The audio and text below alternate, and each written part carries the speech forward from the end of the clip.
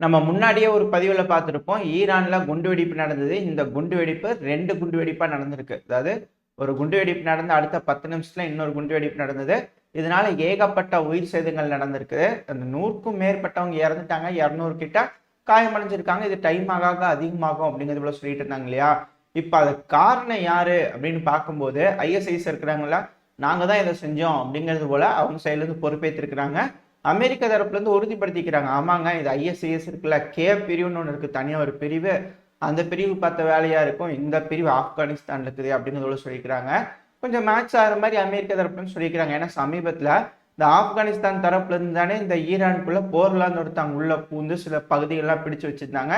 அதுக்கப்புறம் பேச்சுவார்த்தை நடத்தி சுமூகமா பிரச்சனையை தீர்த்துக்கிட்டாங்க இல்லையா, ஈரானும் ஆப்கானிஸ்தானும்.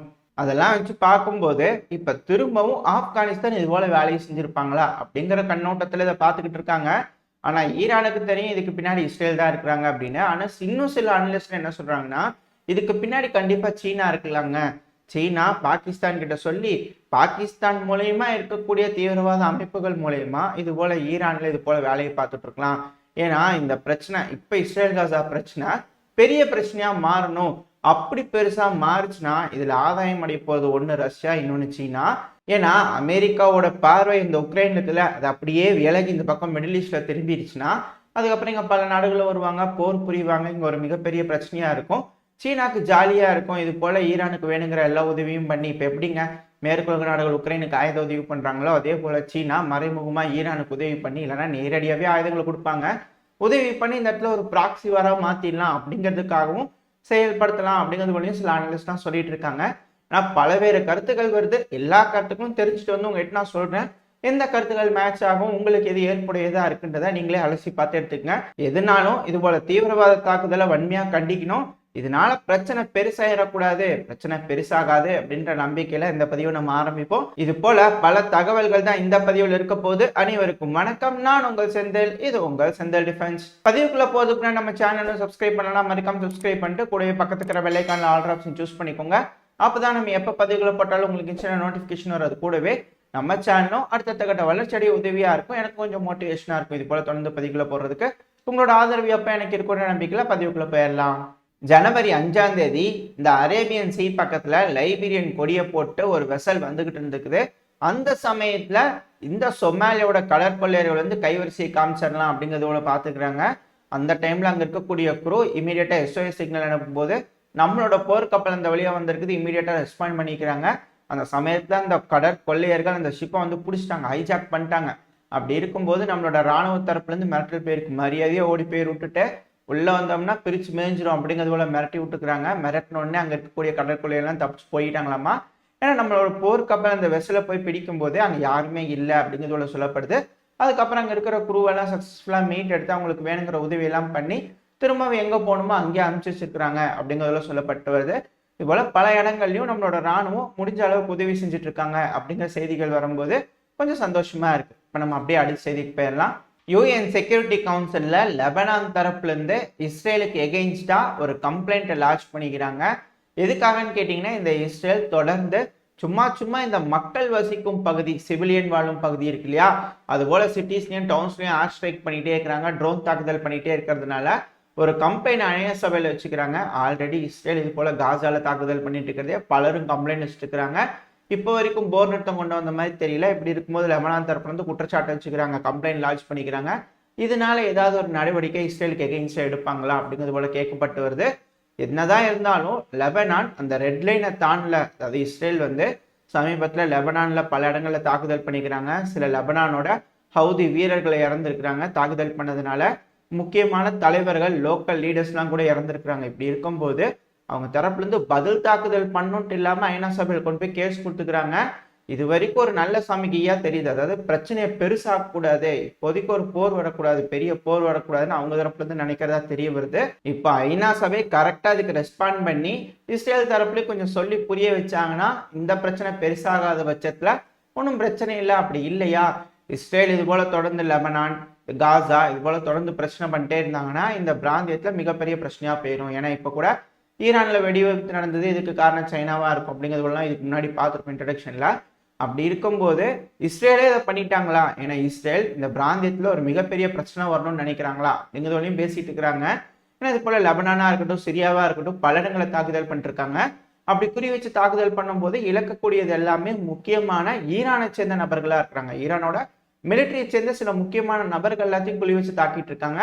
இதுக்கு பின்னாடி இஸ்ரேல் தான் இருக்கிறாங்க அப்படிங்கிறத சொல்றாங்க. இதுக்கு பழி வாங்குவோம் அப்படிங்கிறது போல ஈரான் தரப்புல இருந்து வந்தாலும் இப்போ வரைக்கும் எந்த ஒரு நடவடிக்கை எடுக்கல. அதனால இந்த பிரச்சனை பெருசாகாம இருக்குது. ஒரு கட்டத்துக்கு மேல போகும் பட்சத்துல லெபனானும் சரி ஈரானும் சரி பிரச்சனை பண்ணுவாங்க அப்படின்னு யோசிக்கும் பட்சத்துல பண்ணிட்டாங்கன்னா இந்த இடத்துல நேரடியா இந்த அமெரிக்கா ஈரான் பக்கத்துல போயிடுவாங்க. ஏன்னா நம்ம முன்னாடியே சொல்லியிருப்போம், இஸ்ரேல் தரப்புல ஆப்ரேஷன் ட்ரூ வாட்ச்னு இந்த துருக்கி அடுத்தது ஈரான், இந்த 2 நாடுகளும் மிக முக்கியமான நாடுகள் ரஷ்யாவுக்கு இரு கண்கள் அப்படின்னே சொல்லலாம். ஏன்னா ரஷ்யாவோட நுழைவாயிலும் சரி எக்ஸிட்டும் சரி, அதுதான் தெளிவாக ஒரு பதிவில் பார்த்துருப்போம். இதுக்கு முன்னாடி ரஷ்யா அவங்களோட பொருட்களை கொண்டு வரணும்னா இந்த காக்கசஸ் வழிப்பகுதியா ஈரானை பயன்படுத்தி வெளியே அரேபியன் சீ கொண்டு போயிடலாம். அதே போலதான் துருக்கி இந்த கருங்கடல்ல இப்ப கிரீமியா ரஷ்யாவோட கைப்பிடிக்குள்ள இருக்குது. கூடிய சீக்கிரத்துல ரஷ்யா இந்த உடசாமையும் முடிச்சிட்டாங்கன்னா இந்த கருங்கடல் ஆதிக்கம் செலுத்த ஆரம்பிச்சிடலாம். கருங்கடல் ஆதிக்கம் செலுத்த ஆரம்பிச்சதுக்கு அப்புறமா கருங்கடல்ல இருந்து வெளியே வரணும் இந்த துருக்கி முக்கியம். அதனால இந்த இரு நாடுகள்கிட்டையும் ரஷ்யா ஒரு நல்ல உறவை மேம்படுத்தியே ஆகணும். ஏன்னா இந்த துருக்கியோட பல ஒப்பந்தங்கள் போட்டுட்டு இருக்கிறாங்க ரஷ்யா. இந்த துருக்கியை ஹப்பா வச்சுக்கிட்டு கேஸ் பைப் லைன் இதுக்கு மேல ரஷ்யால இருந்து துருக்கிக்கு துருக்கியிலேருந்து யூரோப்பியன் யூனியனுக்கு இதுக்கு மேலே போகும் அப்படிங்கிறது போலலாம் பேசிட்டு இருக்கிறாங்க. அதே போல தான் ஈரான். இந்த ஈரானில் நம்மளோட போர்ட் இருக்கு. இதனால நம்ம எக்கனாமி அதிக அளவில் டெவலப் ஆக வாய்ப்பு இருக்கு. ஈரான் இப்போ பிரிக்ஸில் இருக்கிறாங்க. இப்போ பிரிக்ஸ் ப்ளஸ்ஸாக மாறி இருக்கு. அர்ஜென்டினா ஜாயின் பண்ணல. பட் ஆனால் அர்ஜென்டினா கூட சில வேலைகள்லாம் செய்வோம் அப்படிங்கிறதோட சொல்லிக்கிறாங்க. ஆனால் இப்போ இந்த ஈரானுக்கு வருவோம். இப்போ இந்த ஈரானில் பார்த்தீங்கன்னா நம்மளுக்கும் நல்லது நடக்கிறதுக்கு வாய்ப்பு இருக்கு. ரஷ்யாவுக்கு அதிக அளவில் நல்லது நடக்க வாய்ப்பு இருக்கு. இந்த ஈரான்ல இப்போதைக்கு ஒரு போர்னு வச்சுக்கோங்களேன், நம்மளோட இன்வெஸ்ட்மெண்டா இருக்கட்டும், ரஷ்யாவோட எண்ணமா இருக்கட்டும், இதெல்லாம் திரும்பவும் அதுல பாதாளத்துக்கு போயிடும். அதனால இப்போதைக்கு ஈரான்ல அமைதி நிலவறது ரொம்ப ரொம்ப முக்கியம். ரஷ்யாவுக்கும் சரி இந்தியாவுக்கும் சரி. அப்பதான் எந்த பிரச்சனையும் இல்லாம வர்த்தகம் நடந்துகிட்டு இருக்கும். நம்மளுக்கு வேணுங்கிற வர்த்தகம் ஒண்ணு ஈரான் மூலயமா நடக்கும், இல்ல சவுதி மூலயமா நடக்கும். இங்கெல்லாம் போர் நடந்துட்டு இருந்ததுன்னா ரஷ்யா கூட நம்ம ஏதாவது ஒரு போக்குவரத்து வச்சுக்கணும்னா அப்புறம் நம்மளால முடியாது. ஏன்னா ரஷ்யா கிட்ட இருந்து அதிக அளவில் நம்ம ஏற்றுமதி இறக்குமதி பண்ண ஆரம்பிச்சிருக்கோம். யூரோப்பியன் யூனியனுக்கு இதுக்கு மேல போகணும்னா கூட நம்ம ஈரானை பயன்படுத்தி இந்த காக்கஸ் இந்த ரஷ்யா கெனால் அமைச்சுக்கிட்டு இருக்காங்க. இந்த சி ஆஃப் அசோவ் போய் கனெக்ட் ஆகிறதுக்கு காஸ்பியன் சீல்னு சொல்லிக்கிறோம் இல்லையா. இந்த காஸ்பியன் சீலேருந்து அப்படியே இந்த sea of Azov sea of அசோவ்லேருந்து கருங்கடல் போனோம்னா அப்படியே யூரோப்ல எந்த கண்ட்ரிக்கு வேணாலும் போயிடலாம். இது போல பல வேலைகள் திட்டமிடுதல் பிளானிங்ல இப்ப இருந்துகிட்டு இருக்கு. ரஷ்யாவோட ஆதிக்கம் இப்ப கருங்கடல் இருக்க வேண்டியது எல்லாத்துக்குமே நல்ல விஷயமா இருக்கு. மேற்குலக நாடுகளுக்கு இல்ல, மற்றபடி இந்த சவுத் சைட் ஆஃப் வேர்ல்டுக்கு ரொம்ப முக்கியமான விஷயம். அப்படி இருக்கும்போது இந்த பிராந்தியத்துல சண்டை பெருசாக கூடாது அப்படிங்கிறது எல்லாத்தோட எண்ணமா இருக்கு.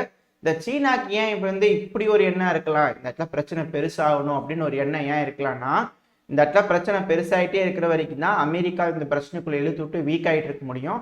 அப்படி இல்லையா, இங்க எல்லா பிரச்சனையும் முடிஞ்சிச்சுன்னா நேரம் அடுத்தது எங்கன்னு பார்த்துட்டு நேரம் இங்க தைவானுக்குள்ள விட்டாங்கன்னா பார்வையா சீனா ஒரு வேலை இந்த வருஷத்துக்குள்ள தைவானை பிடிக்கிறதுக்கான வேலையை ஆரம்பிச்சிடணும் அப்படின்னு முடிவெடுத்தாங்கன்னா சீனாக்கு பெரும் பிரச்சனையா போயிடும். ஏன்னா அமெரிக்கா ஃப்ரீயா இருந்தாங்கன்னா முழு பவரையும் கொண்டு அங்க தைவான் கிட்ட காமிச்சிருவாங்க. ஆனால் இந்த பக்கம்லாம் கொஞ்சம் பிஸியா இருக்கட்டும், நம்ம வேலையை கொஞ்சம் ஈஸியா முடிச்சுக்கலாம் அப்படின்னு எண்ணம் இருக்கலாம் சீனாக்கு அப்படிங்கிறதோட சொல்றாங்க. எதுனாலும் பொறுத்து தான் பார்க்கணும். இப்போ நம்ம அப்படியே இந்த இஸ்ரேல் காசா பிரச்சனைக்கு வந்துட்டோம்னா, அமெரிக்காவோட secretary of state Antony Blinken அவர்கள் இருக்கார் இல்லையா, 6வது முறையா இஸ்ரேலுக்கு வரப்போறாரு. அதாவது இந்த ஹமாஸ் உள்ள தாக்குதல் பண்ணிட்டாங்க இல்லையா இஸ்ரேலுக்கு, அதுக்கப்புறம் 6வது முறையா இதை பத்தி பேசுறதுக்காக இஸ்ரேலுக்கு வரப்போறாரு. இவர் இங்க வரும்போது இஸ்ரேலுக்கு அழுத்தம் கொடுப்பாரா, ஏன்னா இந்த பிராந்தியத்துல பிரச்சனை பெருசாகிற மாதிரி இருக்குது, ஆனா கொஞ்சம் அமைதியா இருங்க, இப்போதைக்கு பிரச்சனை வேண்டாம், பேச்சுவார்த்தை மூலயமா முடிச்சுக்கலாம் அப்படிங்கிறதுக்காக அழுத்தம் கொடுக்கறதுக்காக வருவாரா அப்படிங்கிறது போலாம் யோசிக்கப்படுது. இல்ல தொடர்ந்து செய்யுங்க, நாங்க உங்களுக்கு உதவுறோம் அப்படின்னு சொல்லுவாங்களான்னு தெரியல. எதனாலும் பொறுத்து தான் பார்க்கணும். பட் பெரும்பாலுமானவங்க அழுத்தம் கொடுப்பாங்க, இந்த பிரச்சனையை முடிக்கிறதுக்காக அழுத்தம் கொடுப்பாங்க அப்படிங்கிறதோட சொல்லப்பட்டு வருது. ஏதாவது ஒரு நல்ல முடிவு நடந்ததுன்னா எல்லாத்துக்குமே நல்லதானே. அதனால இங்க என்ன நடக்க போன்றதை பொறுத்து பார்ப்போம். இதோட இந்த பதிவு நம்ம இங்க முடிச்சுக்குவோம். இந்த பதிவு எப்படி இருந்துச்சு, உங்களுக்கு பிடிச்சிருக்கா, பிடிச்சுன்னா லைக் பண்ணுங்க, ஃப்ரெண்ட்ஸ் அண்ட் ஃபேமிலியோட ஷேர் பண்ணிக்கோங்க. அது கூடவே மறக்காம இந்த பதிவு எப்படி இருந்துச்சுன்னா உங்களோட கருத்துக்களை கமெண்ட் செக்ஷன்ல சொல்லிடுங்க. இந்த பதிவு நல்லா இருந்திருக்குன்ற நம்பிக்கையில் அடுத்த பதிவில் உங்களை சந்திக்கிறேன். அது வரைக்கும் ஸ்டே சேஃப். Bye bye.